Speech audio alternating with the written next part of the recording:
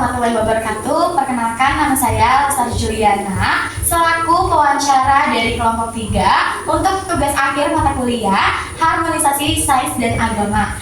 Perkenalkan, nama saya Lira Anita Ferani, NIM 6022404. Saya sebagai editor pada kelompok 3. Assalamualaikum warahmatullahi wabarakatuh. Saya Putri Novitasari dengan NIM 6022408 sebagai kameramen.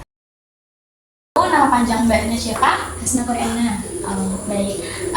Kalau boleh tahu juga, mbak udah lama ngajar berapa tahun atau berapa bulan? Alhamdulillah masih 2 bulan. Ngajarnya tuh di TPQ Azharo di desa mana ya? Desa Karanganyar. Sekilas aja tentang harmonisasi sains dan agama. Tanyanya yang pertama itu, bagaimana sih cara kita menyatukan atau menghubungkan berbagai jenis pengetahuan? Misalnya nih, kayak ilmu agama dan ilmu umum agar nggak bertentangan, tapi saling melengkapi keduanya. Oke, kalau menurut saya agar ilmu agama dan ilmu umum supaya tidak bertentangan itu harus adanya kolaborasi antara ilmuwan dan ulama.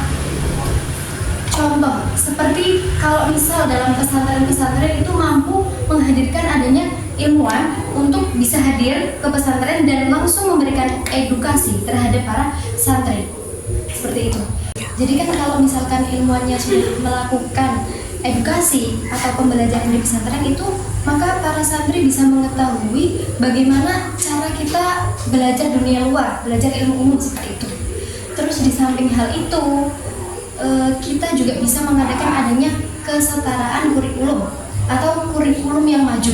Untuk pertanyaan keduanya itu, bagaimana sih kita memastikan bahwa kemajuan teknologi itu tidak justru merugikan atau menghilangkan sisi kemanusiaan kita, Mbak? Oke, kalau masalah teknologi, apalagi zaman sekarang, kan banyak orang yang menyalahgunakan teknologi. Kita kembalikan pada media sosial. Kita harus menjadikan teknologi itu hanya sebagai alat, bukan tujuan utama. Jadi kita harus bisa memilih dan memilah bagaimana cara kita menggunakan teknologi itu dengan baik. Kalau misal contoh buruknya itu banyak sekali terjadi kasus bullying, tapi lewat sosmed, lewat media sosial, yang mana kasus bullying tersebut itu sangat-sangat merugikan pihak lain dan tentunya bisa merusak mental anak yang dibully. Dari itu kita seharusnya membatasi diri kita agar menggunakan teknologi itu dengan baik, dan seharusnya juga kita menerapkan dalam diri kita itu sopan santun dalam berteknologi agar kita tidak sembarangan menggunakan teknologi dengan semau diri kita sendiri. Nama panjang mbak siapa? Ya, namaku Godatul Adiba Qurratul A'yun. Oke, sarjana apa mbak kalau boleh tahu? Sarjana psikologi. Oke. Jadi pertanyaannya itu, menurut mbak, pendekatan apa yang paling baik untuk membuat ilmu pengetahuan dan agama bisa berjalan seiring tanpa adanya konflik? Ya, menurut saya karena dari latar belakang saya sendiri itu dari psikologi, mungkin ini bisa kita lihat dari sudut pandang psikologi ya. Jadi untuk agar sains dan agama ini bisa saling menyatu atau seperti apa ya, seperti itu, dan untuk menghindari konflik, maka sebaiknya kita perlu terlebih dahulu untuk open minded begitu.